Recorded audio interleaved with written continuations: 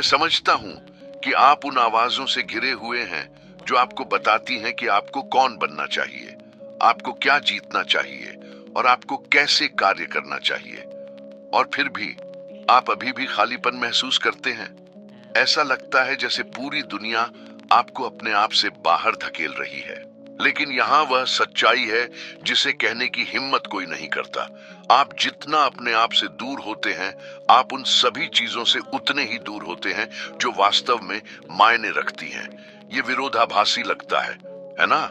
लेकिन रहस्य ठीक वही है।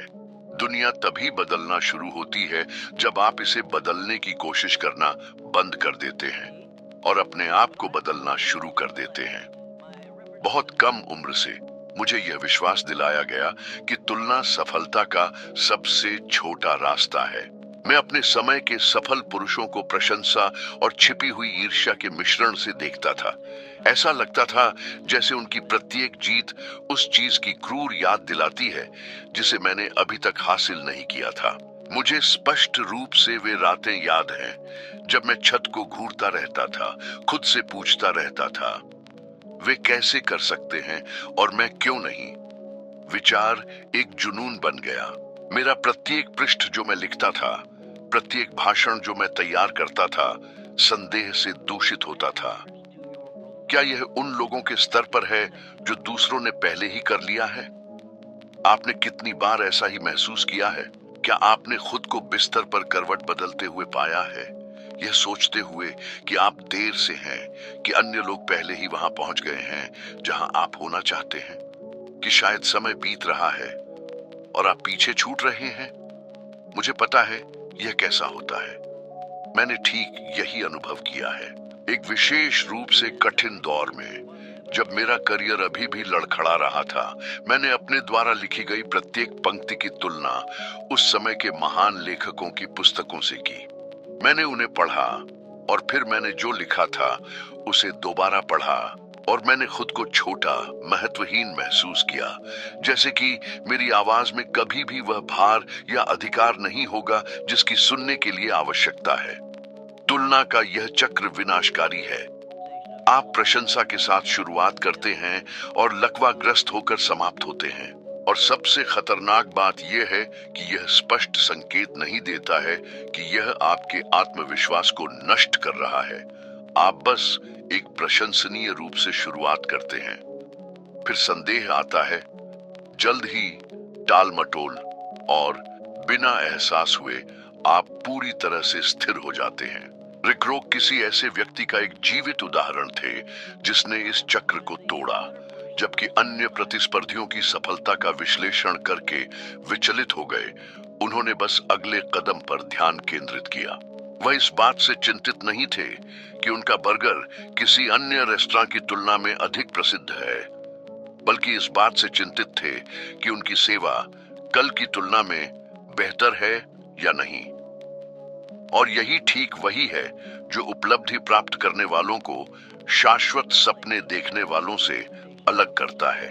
एंड्रयू कार्नेगी, थॉमस एडिसन और हेनरी फोर्ड जैसे पुरुषों का साक्षात्कार करते हुए अपनी यात्रा के दौरान मैंने एक पैटर्न देखा।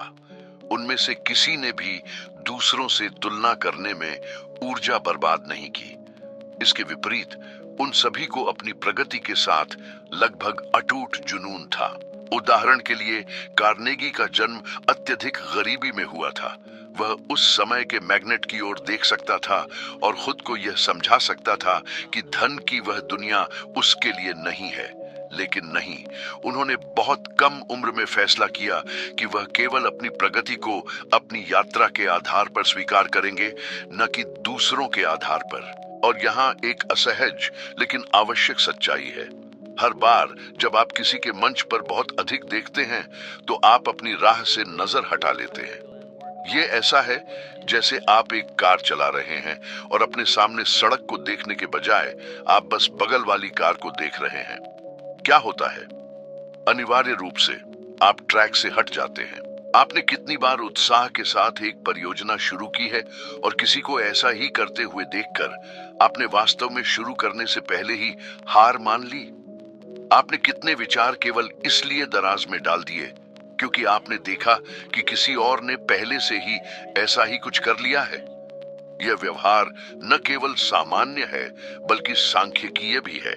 मेरे समय के बाद के वर्षों में किए गए शोध से संकेत मिलता है कि भावनात्मक और व्यावसायिक पक्षाघात के सबसे बड़े कारणों में से एक अत्यधिक सामाजिक तुलना है। और उस समय मैंने इसे अपने आसपास होते देखा, उन पुरुषों में जिनका मैंने साक्षात्कार लिया और उन युवाओं में जिनसे मैंने बात की। और क्या होगा अगर मैं आपको बताऊं कि खुद की तुलना करना बंद करने का साधारण कार्य सचमुच आपके जीवन की दिशा बदल सकता है। यही मेरे साथ हुआ।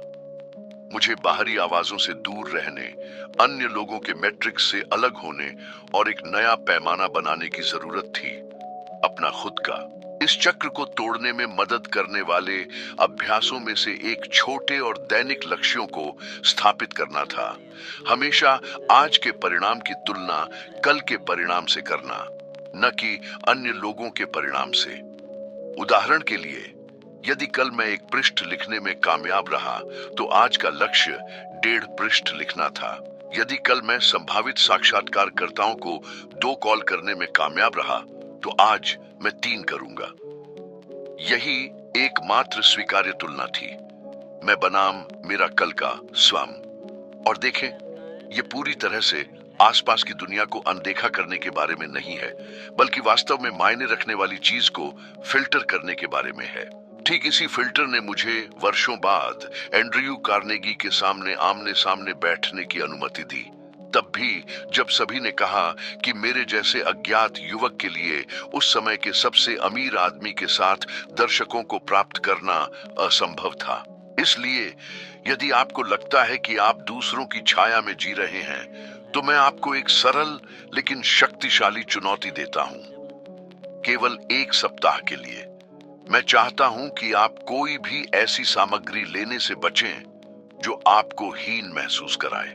इसमें सोशल मीडिया, उन लोगों के वीडियो शामिल हैं जिन्हें आप दुर्गम मानते हैं, या किसी अन्य प्रकार की विषाक्त तुलना। इसके बजाय इस समय का उपयोग अपने जीवन भर में मिली सभी छोटी छोटी जीतों को सूचीबद्ध करने के लिए करें, भले ही वे सबसे सरल क्यों ना हो। और हर बार जब खुद की तुलना करने का प्रलोभन वापस आता है तो रुकें और पूछें, मैं अपनी यात्रा को बेहतर बनाने के लिए अभी क्या कर सकता हूं? इस सरल प्रश्न ने, जिसे हर दिन दोहराया गया, मेरा जीवन बदल दिया, और यह आपका भी बदल सकता है। मेरे जीवन का एक ऐसा चरण था जब संसाधनों की कमी इतनी स्पष्ट थी कि मुझे मुश्किल से पता था कि मेरा अगला भोजन कहां से आएगा। कोई विलासिता, आराम या कोई गारंटी नहीं थी कि कल आज से बेहतर होगा। और फिर भी मेरे अंदर कुछ ऐसा था जिसे मैंने छोड़ने से इनकार कर दिया, उद्देश्य की स्पष्टता। हर सुबह मैं उठता, अपनी नोटबुक और पेन लेता और लिखता। मैं इसलिए नहीं लिख रहा था क्योंकि कोई मेरे शब्दों का इंतजार कर रहा था, बल्कि इसलिए लिख रहा था क्योंकि मुझे पता था कि मेरे द्वारा दर्ज किया गया प्रत्येक वाक्य उस भविष्य की ओर एक कदम है जिसे मैंने पूर्ण स्पष्टता के साथ देखा था। इससे कोई फर्क नहीं पड़ता था कि उस दिन मेरे पास एक साधारण रोटी का टुकड़ा खरीदने के लिए भी पैसे नहीं थे। जिस जीवन का मैं निर्माण करना चाहता था, उसकी छवि मेरे दिमाग में इतनी ताकत से उकेरी गई थी कि कोई भी बाहरी परिस्थिति मुझे संदेह करने पर मजबूर नहीं कर सकी। आपने कितनी बार इस बारे में सोचने के लिए रुक गए हैं कि आप वास्तव में क्या चाहते हैं? मैं क्षणिक इच्छाओं के बारे में बात नहीं कर रहा हूं जो एक प्रेरणादायक फिल्म देखने या सफलता की कहानी सुनने के बाद उत्पन्न होती है। मैं एक ऐसे उद्देश्य के बारे में बात कर रहा हूं जो इतना स्पष्ट है कि तब भी जब सब कुछ गलत हो जाता है, ये वहीं रहता है, एक ऐसी लौ की तरह जो बुझती नहीं है। मैंने अपनी यात्रा के दौरान जो सीखा है, अपनी लड़ाइयों और थॉमस एडिसन और हेनरी फोर्ड जैसे पुरुषों के साथ साक्षात्कारों दोनों में, वह यह है कि उद्देश्य की स्पष्टता ही उन लोगों को अलग करती है जो केवल सपने देखते हैं और जो प्राप्त करते हैं। उदाहरण के लिए, एडिसन बिजली का बल्ब बनाने से पहले हजारों बार विफल हुए, लेकिन किसी भी समय उन्होंने इन विफलताओं को उस दृष्टि को स्पष्ट करने की अनुमति नहीं दी जिसे वे प्राप्त करना चाहते थे। उन्होंने बल्ब को अपने दिमाग में देखा, इससे पहले कि दुनिया उसे जलते हुए देख सके। ऐसा लग रहा था जैसे वह अपने अंदर लिखी हुई स्क्रिप्ट का पालन कर रहे हों। और यहाँ मुझे आपके साथ अपना दिल खोलना होगा। मैंने भी उन क्षणों का सामना किया है जब सब कुछ छोड़ो कहने जैसा लगता था। करीबी दोस्तों ने मुझे एक स्थिर नौकरी खोजने की सलाह दी। उन्होंने कहा कि व्यक्तिगत सफलता के बारे में किताबें लिखना मूर्खतापूर्ण है, जब मैं मुश्किल से अपना किराया चुका सकता था। ऐसे दिन थे जब मुझे संदेह था, लेकिन उन क्षणों में मैं चुपचाप बैठ जाता था, गहरी सांस लेता था और खुद से पूछता था, मैं वास्तव में क्या बनाना चाहता हूँ? मेरा मिशन क्या है? यह साधारण प्रश्न हमेशा मुझे वापस पटरी पर ले आया। हमेशा। सच्चाई यह है कि उद्देश्य की स्पष्टता एक बीकन की तरह काम करती है। जब तूफान आता है, और वह हमेशा आता है, तो यह वही प्रकाश है जो आपको मार्ग पर रखता है। इसके बिना कोई भी हवा आपकी नाव को मोड़ सकती है। और अब मैं आपसे एक सीधा प्रश्न पूछना चाहता हूँ। आपने कितनी बार दिशा बदली है क्योंकि किसी ने कहा कि आपने जो रास्ता चुना है वह बहुत कठिन है? आपने कितने अद्भुत विचार केवल इसलिए छोड़ दिए क्योंकि आपको यकीन हो गया था कि यह काम नहीं करेगा? मैंने जिन कई पुरुषों का साक्षात्कार लिया, उन्होंने भी इसका अनुभव किया। वॉल्ट डिज्नी को मनोरंजन का साम्राज्य बनाने से पहले अनगिनत नकारात्मक बातें सुनी गईं। उन्हें सपने देखने वाला, लापरवाह और भोला कहा गया। उनके विचारों को खारिज कर दिया गया। उन्होंने दिवालियापन का सामना किया, लेकिन उन्होंने अपने दिमाग में मौजूद दृष्टि पर विश्वास करना कभी नहीं छोड़ा। और मैंने उनसे कुछ ऐसा सीखा है जिसे मैं आज भी अपने साथ रखता हूँ। उद्देश्य की स्पष्टता यह जानना है कि आप क्या चाहते हैं, यह जानने से पहले कि आप इसे कैसे प्राप्त करने जा रहे हैं। ये आपके द्वारा जीना चाहते हैं भविष्य के आधार पर निर्णय लेना है, न कि वर्तमान परिस्थितियों के आधार पर। यह समझना है कि कठिनाइयां प्रक्रिया का सिर्फ एक हिस्सा है, कि प्रत्येक बाधा चुनौती के रूप में प्रच्छन्न एक अवसर है, कि जीवन आपको हर नहीं, वास्तव में एक बहुत बड़ा हाँ खोजने के लिए प्रेरित कर रहा है, जो आपके मिशन के साथ अधिक संरेखित है। जब मैं अपनी पहली पांडुलिपि, जिसे सफलता का नियम कहा जाता है, लिख रहा था, तो परिस्थितियां इतनी विपरीत थीं कि मुझे कई अंश बिखरे हुए कागजों, समाचार पत्रों के टुकड़ों और यहाँ तक कि अन्य पुस्तकों के हाशिए पर भी लिखने पड़े। कोई आराम नहीं था, लेकिन मेरी दृष्टि के साथ एक अटूट समझौता था। और यही ठीक वही है जो मैं चाहता हूं कि आप आज समझें। दुनिया केवल उन लोगों पर विश्वास करती है जो पहले विश्वास करते हैं। लोग तभी आप पर विश्वास करेंगे जब उन्हें पता चलेगा कि आपने पहले ही अपना आंतरिक निर्णय ले लिया है, कि आप जानते हैं कि आप कहां पहुंचना चाहते हैं और आप कीमत चुकाने के लिए तैयार हैं। एक दिलचस्प आंकड़ा है जो मेरे समय के कई वर्षों बाद सामने आया, लेकिन यह उस बात की पुष्टि करता है जिसे मैंने पहले ही अनुभवजन्य रूप से देखा था। 80% से अधिक लोग जो स्पष्ट लक्ष्य निर्धारित करते हैं और उन्हें एक कागज पर लिखते हैं, उनके उन लोगों की तुलना में उन्हें प्राप्त करने की बहुत अधिक संभावना होती है जो अपने सपनों को केवल विचारों के क्षेत्र में रखते हैं। इसलिए यदि ऐसा कुछ है जो मैं पूर्ण दृढ़ विश्वास के साथ सुझा सकता हूं, तो वह यह है कि आप आज ही निम्नलिखित अभ्यास करें। एक शांत जगह पर बैठें, एक कागज का टुकड़ा लें और विस्तार से और भावनात्मक रूप से लिखें कि आप अगले 1 वर्ष में, अगले 5 वर्षों में, अगले 10 वर्षों में अपना जीवन कैसा चाहते हैं। शब्दों को न बचाएं, हर वाक्य को महसूस करें। कल्पना करें कि आप पहले से ही उस वास्तविकता को जी रहे हैं। और फिर हर सुबह इस पाठ को पढ़ें, इससे पहले कि बाहरी दुनिया आपका ध्यान भटकाना शुरू कर दे, इससे पहले कि दूसरों के संदेह आपके निश्चितताओं को दबाने की कोशिश करें। यह साधारण आदत तैरते रहना जारी रखने या अंततः अपनी नियति की कमान संभालने के बीच अंतर हो सकती है। मैं चाहता हूं कि आप कुछ वर्षों में पीछे मुड़कर देखें तो गर्व से कह सकें, मैं वह था जिसने फैसला किया, जिसने चुना और जिसने उस चीज को नहीं छोड़ा जो मेरे दिल ने कहा था कि मेरा रास्ता है। बहुत कम लोगों को पता है, लेकिन एक ऐसा चरण था जब भूख मेरी दिनचर्या का हिस्सा थी। मैं लाक्षणिक भूख के बारे में नहीं बोल रहा हूँ, जीतने की उस इच्छा के बारे में।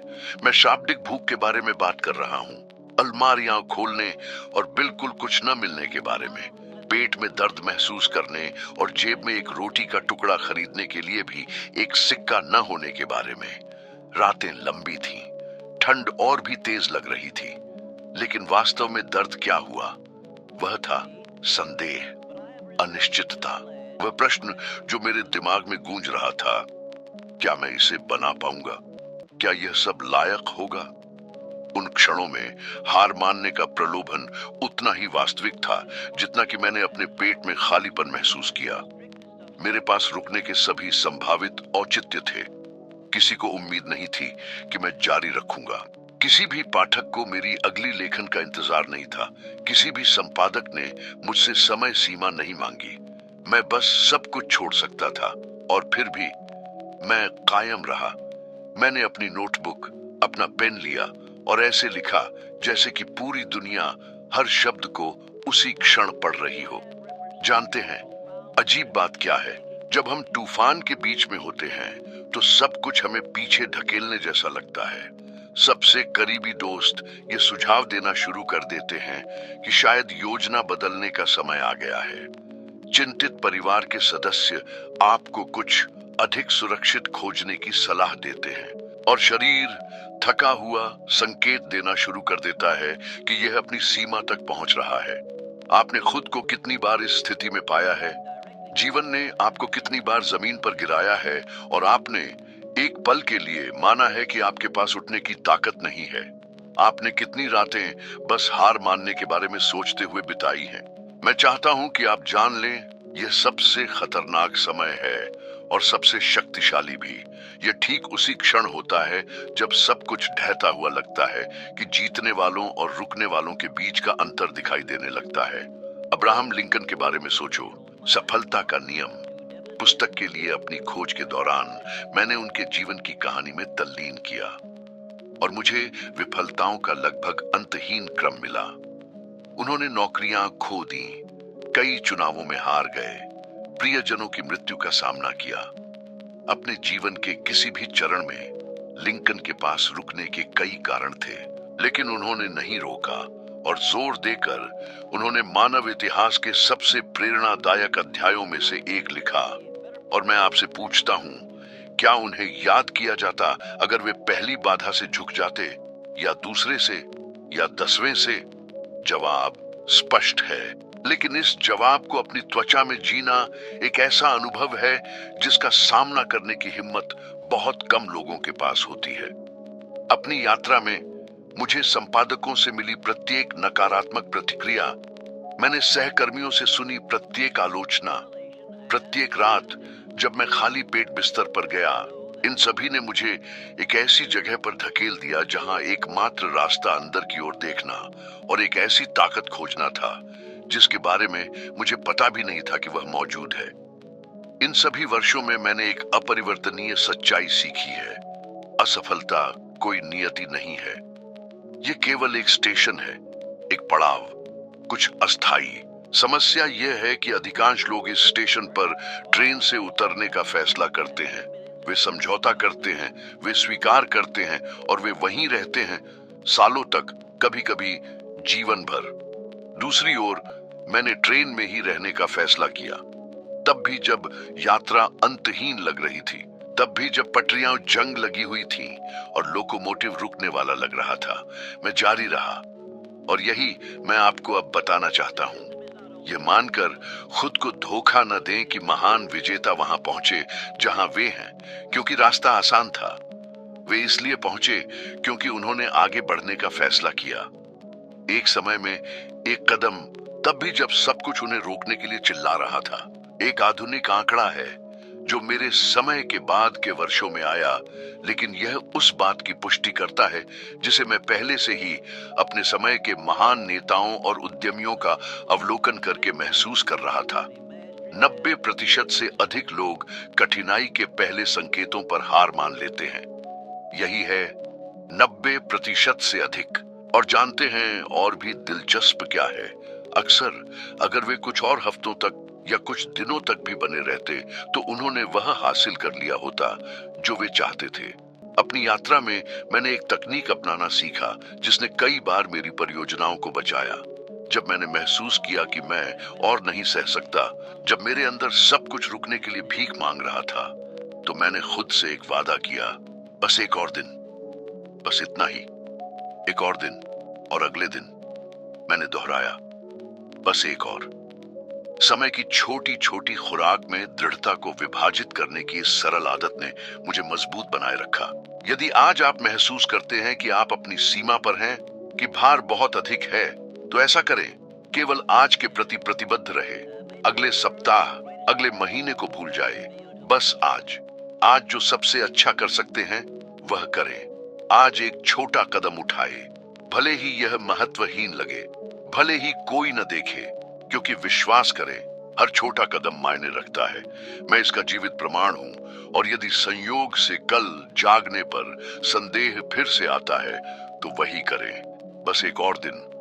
यही वह दर्शन था जिसने मुझे भूख, अज्ञातता से निकाला और मुझे विजय के जीवन तक पहुंचाया। यदि ऐसी कोई चीज है जो मैं चाहता हूं कि आप यहां से लेकर जाएं, तो वह यह है, आप जितना सोचते हैं उससे कहीं अधिक मजबूत है, बहुत मजबूत। और आपकी जीत आपकी उस सीमा से सिर्फ एक कदम दूर हो सकती है जिसे आप अभी अपनी सीमा मानते हैं। मुझे वह सुबह स्पष्ट रूप से याद है जब मुझे युवा उद्यमियों के एक समूह को संबोधित करने के लिए आमंत्रित किया गया था। वे वहां मेरे सामने बैठे थे। उनकी आंखें अपेक्षा से भरी हुई थीं, लेकिन उनमें कुछ ऐसा था जिसने तुरंत मेरा ध्यान खींचा। वे सभी एक ही व्यक्ति के संस्करण लग रहे थे। उन्होंने वही गहरे रंग के सूट पहने हुए थे, उसी तरह की टाई पहनी हुई थी। उन्होंने वही रिहर्सल किए हुए हाव भाव दोहराए। यहाँ तक कि उनके शब्द भी उन भाषणों की खराब नकल की तरह लग रहे थे जो उन्होंने अन्य सफल व्यवसायियों से सुने थे। जब मैं उन्हें देख रहा था तो एक प्रश्न मेरे दिमाग में घूम रहा था, क्या वे वास्तव में मानते हैं कि सफलता दूसरों की अंधाधुंध नकल करने से आती है? मैं कुछ क्षणों के लिए चुप रहा, जिससे उस बेचैनी को कमरे में छाने दिया। फिर अपनी आवाज बढ़ाए बिना, केवल उसी दृढ़ता के साथ जिसने इस कहानी को पहले कई बार घटित होते हुए देखा था, मैंने कहा, किसी भी इंसान द्वारा की जा सकने वाली ऊर्जा का सबसे बड़ा अपव्यय किसी और का जीवन जीने की कोशिश करना है। इसका तत्काल प्रभाव पड़ा। कुछ लोगों ने नजरें हटा लीं, अन्य लोगों ने भौहें चढ़ा लीं, जैसे कि उन्हें आश्चर्यचकित कर दिया गया हो। लेकिन मैंने कुछ लोगों की आंखों में भी देखा, समझ की एक चिंगारी जलने लगी। जानते हैं, समस्या दूसरों से प्रेरणा लेने में नहीं है। मैंने खुद अपने समय के महान पुरुषों की प्रशंसा की। समस्या तब है जब वह प्रशंसा एक जेल बन जाती है, जब आप किसी और की आवाज की नकल करने की कोशिश करने के लिए अपनी आवाज को दबाना शुरू कर देते हैं। आपने अपनी राय को व्यक्त करने में कितनी बार विफल रहे हैं क्योंकि आपको डर था कि यह बहुत अलग लगेगा। आपने किसी परियोजना को कितनी बार दराज में डाल दिया है क्योंकि यह उस मानक का पालन नहीं करता था जो हर कोई कर रहा था। वॉल्ट डिज्नी एक ऐसा उदाहरण है जो हमेशा मेरे दिमाग में आता है जब मैं इसके बारे में सोचता हूँ। जब उन्होंने वयस्कों और बच्चों दोनों के लिए एक साथ मौज मस्ती करने के लिए एक थीम पार्क बनाने का विचार प्रस्तुत किया, तो उन्होंने कहा कि यह पागलपन है, कि वह कभी काम नहीं करेगा, कि यह शुरू होने से पहले ही असफलता के लिए बर्बाद एक निवेश था। लेकिन डिज्नी दूसरों की अपेक्षाओं पर झुके नहीं। उन्होंने मंजूरी नहीं मांगी, उन्होंने उस पर भरोसा किया जिसे केवल वह देख सकते थे। आज दुनिया उनकी छोड़ी हुई विरासत को जानती है, लेकिन बहुत कम लोगों को पता है कि इससे पहले उनके चेहरे पर कितने दरवाजे बंद कर दिए गए थे। और यह मत सोचो कि मैं यह केवल दूसरों की यात्रा का अवलोकन करके कह रहा हूं। मैं खुद भी लंबे समय से आत्मखंडन के इस चक्र का शिकार रहा हूं। एक समय ऐसा था जब मैंने संपादकों को खुश करने के लिए अपनी लेखन शैली को अनुकूलित करने की कोशिश की, अपने भाषणों को अन्य प्रसिद्ध वक्ताओं की तरह बनाने के लिए ढाला। मैंने ऐसा इसलिए किया क्योंकि मुझे लगा कि अगर मैं खुद होता तो शायद कोई मुझे गंभीरता से नहीं लेता। और जानते हैं क्या हुआ? मैंने जितना अधिक फिट होने की कोशिश की, उतना ही मैं उस चीज से दूर होता गया जिसे मैं वास्तव में बनाना चाहता था। एक दिन ऐसा आया जब एक और संपादकीय अस्वीकृति के बाद मैं अकेले अपने लेखन के साथ बैठ गया और खुद से पूछा, मैं वह बनने की कोशिश क्यों कर रहा हूं जो मैं नहीं हूं? उस संदेश को साझा करने का क्या मतलब है जो मेरी मान्यताओं को भी नहीं दर्शाता है? यह उसी क्षण था जब मैंने फैसला किया, उस दिन से आगे मेरी आवाज मेरी होगी, मेरे लेखन में मेरा लहजा होगा, मेरी कहानियों में मेरे सत्य होंगे। और अजीब तरह से यह ठीक उसी समय था जब मैंने दूसरों को खुश करने की कोशिश करना बंद कर दिया कि लोगों ने मुझे सुनना शुरू कर दिया। और मुझे अब आपसे पूछना होगा, आपने किसी और की सही प्रति बनने की कोशिश में कितने अवसर गंवा दिए हैं? आलोचनाओं के डर से आपने अपनी सच्ची राय को व्यक्त करने में कितनी बार विफल रहे हैं? आपने कितने प्रोजेक्ट इसलिए छोड़ दिए क्योंकि आपको लगा कि वे पर्याप्त अच्छे नहीं हैं, बस इसलिए क्योंकि वे उस चीज के समान नहीं थे जो अन्य लोग कर रहे थे? मानव व्यवहार पर अध्ययन से एक जिज्ञासु डेटा है जो मेरे समय के बाद के वर्षों में उभरा, लेकिन यह केवल उस बात की पुष्टि करता है जो अनुभव ने मुझे पहले ही सिखा दी थी। 70% से अधिक लोगों को लगता है कि वे अपने मूल्यों और इच्छाओं के अनुसार नहीं जी रहे हैं, बल्कि एक स्क्रिप्ट का पालन कर रहे हैं जिसे समाज, परिवार या सहकर्मियों द्वारा उन पर थोपा गया है। और यह आंतरिक बेमेल आधुनिक दुनिया में चिंता और दुख के सबसे बड़े स्रोतों में से एक है। जब आप फिट होने की कोशिश में रहते हैं तो आप जो कीमत चुकाते हैं वह बहुत अधिक होती है। आप प्रामाणिकता खो देते हैं, आप आनंद खो देते हैं, आप खुद के साथ संबंध खो देते हैं। इसलिए आज मेरा निमंत्रण आपके लिए सरल लेकिन चुनौतीपूर्ण है। बाहरी सत्यापन की तलाश करना बंद कर दें। दूसरे मुझसे क्या चाहते हैं पूछने के बजाय खुद से पूछना शुरू करें, मैं क्या बनाना चाहता हूं? मेरा सत्य क्या है? यदि आपको अभी इसका उत्तर देने में कठिनाई हो रही है तो एक ऐसा अभ्यास करें जिसका मैंने खुद कई बार उपयोग किया है। हर दिन इससे पहले कि दुनिया की कोई भी आवाज आप तक पहुंचे, 5 मिनट लिखें, बिना किसी फिल्टर के। आप क्या महसूस करते हैं, आप क्या चाहते हैं, क्या आपको प्रेरित करता है? व्याकरण, सामंजस्य के बारे में चिंता न करें, बस लिखें। धीरे धीरे आप एक पैटर्न देखना शुरू कर देंगे। आपकी सच्ची आकांक्षाएं इन शब्दों से उभरने लगेंगी। और जब ऐसा होता है, उस सत्य को अपनी पूरी ताकत से गले लगाओ, क्योंकि दुनिया को और प्रतियों की जरूरत नहीं है। इसे प्रामाणिक लोगों की जरूरत है जो केवल वे ही रास्ता बनाने के लिए प्रतिबद्ध हैं। आप यहाँ उम्मीदों को पूरा करने के लिए नहीं हैं, आप यहाँ अपनी विरासत बनाने के लिए हैं। और विश्वास करें, जब आप अपनी प्रामाणिकता को अपने हाथ में लेते हैं तो सही दरवाजे खुलने लगते हैं और पूरा ब्रह्मांड आपके पक्ष में षड्यंत्र रचता है। आपके पास जो सबसे बड़ी शक्ति है वह है खुद होना। जब आप दूसरों के सांचे में फिट होने की कोशिश करना बंद कर देते हैं और अपनी आवाज सुनना शुरू कर देते हैं तो कुछ असाधारण होता है। जीवन एक अलग तरीके से जवाब देना शुरू कर देता है, रास्ते खुलने लगते हैं और अवसर जो पहले अदृश्य थे सामने आने लगते हैं। इसलिए यदि आज आप अपनी प्रामाणिकता की दिशा में पहला कदम उठाने का फैसला करते हैं तो जान लें कि आप पहले से ही अपने सर्वश्रेष्ठ संस्करण के निर्माण में एक महत्वपूर्ण कदम आगे बढ़ रहे हैं।